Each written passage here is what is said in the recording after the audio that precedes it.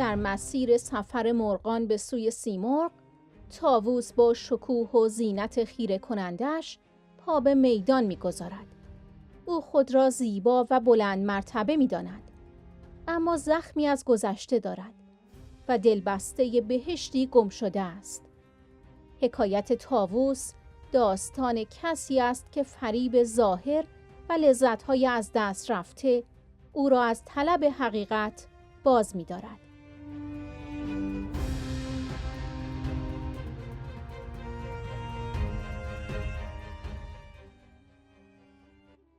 در روزگاری که پرندگان بی رهبر و سرگردان بودند، در دل آسمان بیکران هزاران مرغ گرد هم آمدند. هدهد، پیک دانا و راهنمای خردمند، در میانشان ایستاد و گفت: ای مرغان، ما در این جهان بی پادشاهیم، اما پادشاهی هست که ما را فرا می‌خواند. سیمرغ بزرگ، آنکه راز هستی در پرهایش نهفته است.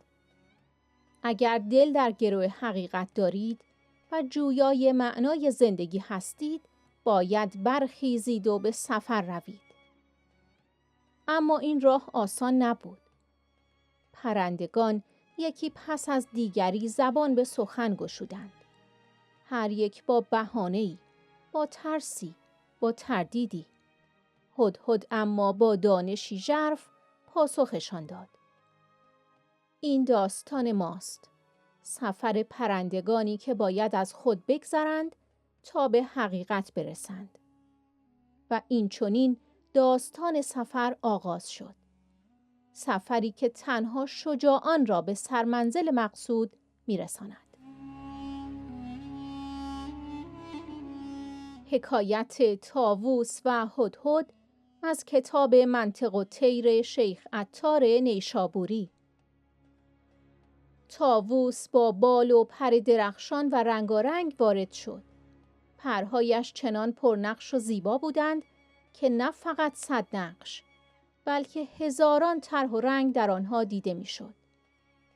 مثل یک عروس که برای نمایش زیباییش آماده می شود، طاووس با شکوه جلوه‌گری می کرد و هر پرش گویی خودش نمایشی جداگانه بود.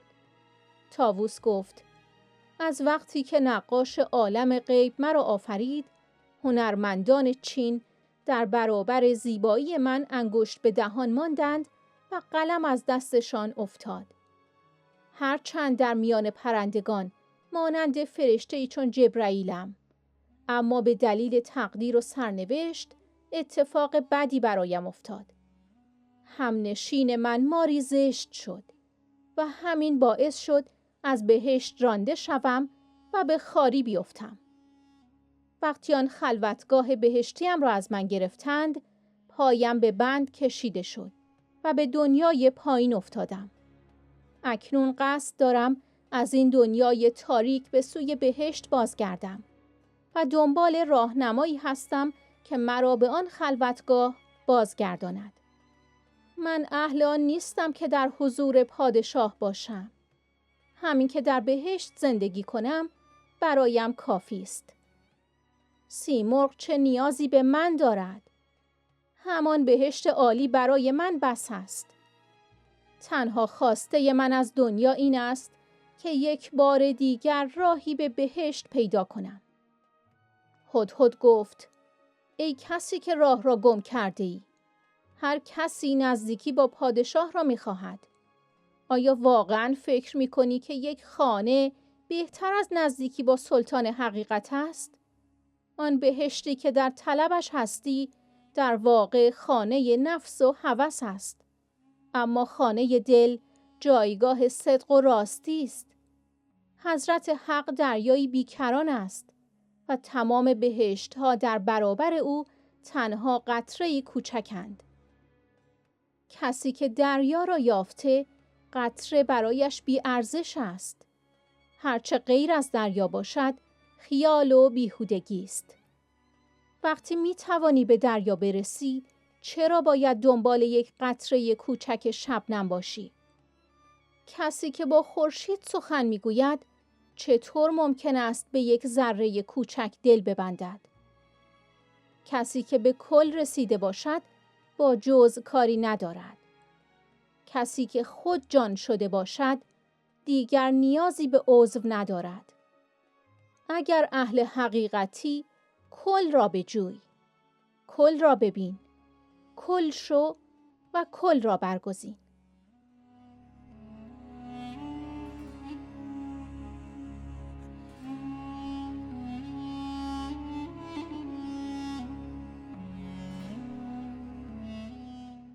بعد از آن طاووس آمد زرنگار، نقش پرش 100 چه بلکه 100,000. چون عروسی جلوه کردن ساز کرد، هر پر او جلوه‌ای آغاز کرد. گفت تا نقاش غیبم نقش بست، چینیان را شد قلم انگشت دست. گرچه من جبریل مرغانم ولیک، رفت بر من از قضا کاری ننیک.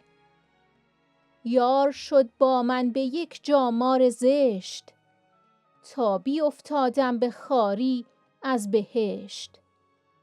چون بدل کردند خلوت جای من، تخت بند پای من شد پای من. عزم آن دارم کز این تاریک جای، رهبری باشد به خلدم رهنمای. من نه آن مردم که در سلطان رسم، بس بود اینم که در دروان رسم. کی بود سیمرغ را پروای من، بس بود فردوس عالی جای من. من ندارم در جهان کاری دگر، تا بهشتم ره دهد باری دگر. هدهدش گفت ای ز خود گم کرده راه، هر که خواهد خانه ای از پادشاه. گوی نزدیکی او این زان به است، خانه ای از حضرت سلطان به است. خانه نفس است خلد پرهوس، خانه دل مقصد صدق است و بس. حضرت حق هست دریای عظیم، قطره خرد است جنات نعیم. قطره باشد هر که را دریا بود، هر چه جز دریا بود سودا بود. چون به دریا می توانی راه یافت، سوی یک شبنم چرا باید شتافت. هر که داند گفت با خورشید راز، کی تواند ماند از یک ذره باز. هر که کل شد جزء را با او چه کار، وان که جان شد عضو را با او چه کار. گر تو هستی مرد کلی کل ببین، کل طلب، کل باش، کل شو، کل گزین.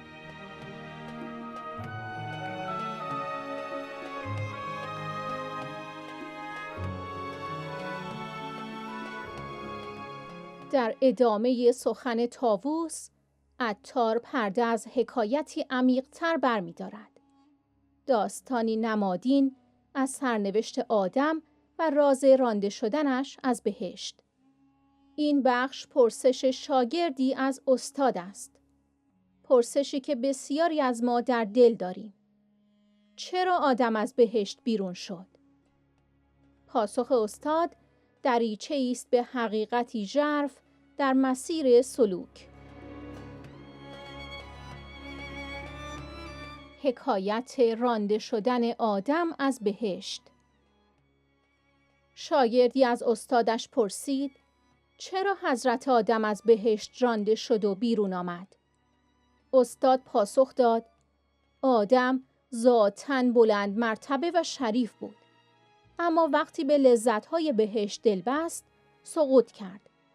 ناگهان ندای غیبی بلند شد که ای آدم، این بهشت با همه زیباییش 100 بند و مانع در راه توست.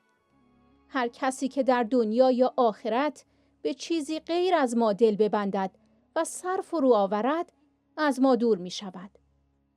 ما هرچه دارد از او می گیریم. چون کسی که عاشق دوست است، نباید دست به غیر دوست بزند. در نزد جانان صدها جایگاه وجود دارد. اما اگر کسی جانان را نداشته باشد، جایگاهش به چه کار آید؟ هر که زندگیش را به چیزی جز جانان وابسته کند، حتی اگر آدم باشد، سقوط خواهد کرد. به ساکنان بهشت چنین گفته شده که اولین چیزی که در آنجا نصیبشان می شود، جگر است. اگر اهل بهشت اهل درک رازها و اسرار نباشند، پس دوباره رنج می کشند. و اما در آخر هیچ کس نمی تواند بیرون از خود به دنبال کمال بگردد. برای رسیدن به حقیقت باید از درون خود آغاز کنیم.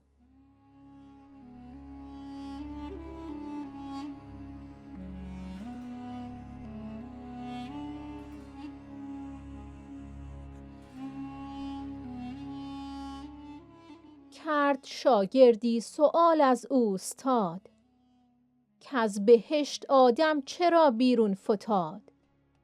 گفت بود آدم همی عالی گهر، چون به فردوسی فرو آورد سر. هاتفی برداشت آوازی بلند، کی بهشتت کرده از صد گونه بند. هر که در هر دو جهان بیرون ما، سر فرو آرد به چیزی دون ما.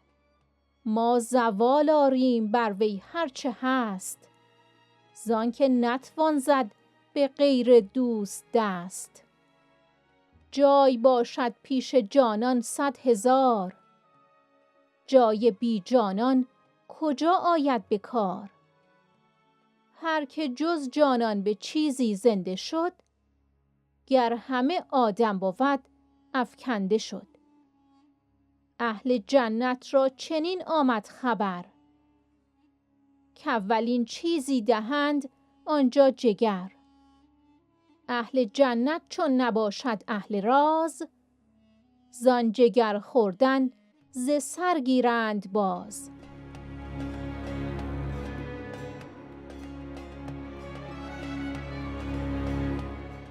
دوست عزیزم، اگر از شنیدن این حکایت زیبا لذت بردی، ممنون میشم که کانال ما رو سابسکرایب کنی و با به اشتراک گذاشتن این ویدیو و لایک و کامنت از کانال ما حمایت کنی.